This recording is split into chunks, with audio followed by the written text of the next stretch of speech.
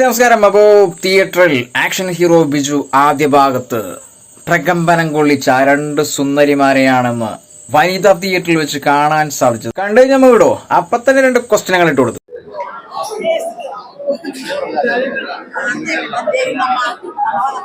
ആരാണെന്ന് മനസ്സിലായിട്ടുണ്ടാവും. അതായത് വീടിന്റെ മുറ്റത്ത് കുളിക്കാവുന്ന ചേട്ടനെതിരെ കേസ് കൊടുത്ത ആ രണ്ട് ചേച്ചിമാരാണ്.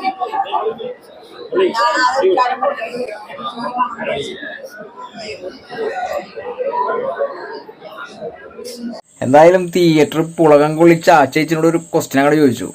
ആക്ഷൻ ഹീറോ ബിജു രണ്ടാം ഭാഗത്തുണ്ടാകും. അപ്പൊ തന്നെ മറുപടി.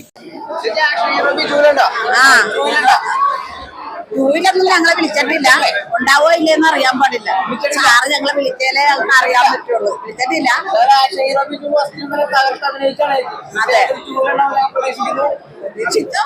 ഉണ്ടാകണമെന്നും ഞങ്ങൾക്ക് താല്പര്യമുണ്ട്. സാറ് ഞങ്ങളൊന്ന് കഴിഞ്ഞാ മതി.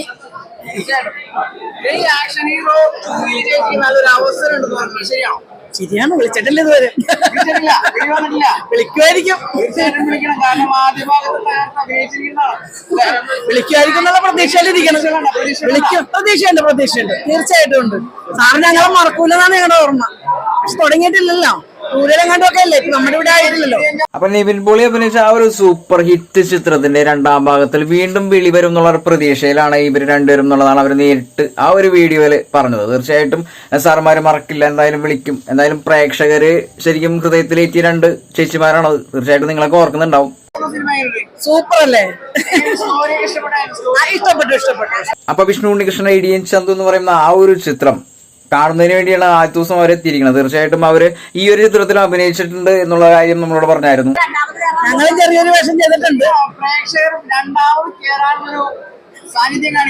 ശരിക്കും കൽക്കിയും ഇന്ത്യൻ 2 ഒക്കെ ഓടിക്കൊണ്ടിരിക്കുന്ന ഈ ഒരു സമയത്ത് വിഷ്ണു ഉണ്ണികൃഷ്ണന്റെ ഇടിയൻ ചന്തു എന്ന് പറയുന്ന ഈ ഒരു ചിത്രം ആദ്യ ഷോ കഴിഞ്ഞതിന് ശേഷം വീണ്ടും കണ്ടവർ തന്നെ വീണ്ടും ടിക്കറ്റ് എടുത്ത് കാണുന്ന ഒരു കാഴ്ചയാണ് തിയേറ്ററിൽ നമുക്ക് കാണാൻ സാധിച്ചത്.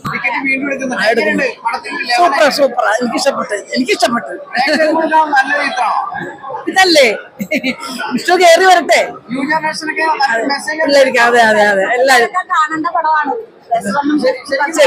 അപ്പൊ ചോദിക്കുന്ന ചോദ്യത്തിന് ചൂടൻ മറുപടിയുമായി മേരി ചേച്ചി ഞങ്ങളുടെ ചാടി വീണു. ലഹരിക്ക് അടിമയാകണേന് കൊച്ചുങ്ങളെല്ലാം അവരെല്ലാവരും ഒന്ന് കാണേണ്ട പടം തന്നെയാണിത്.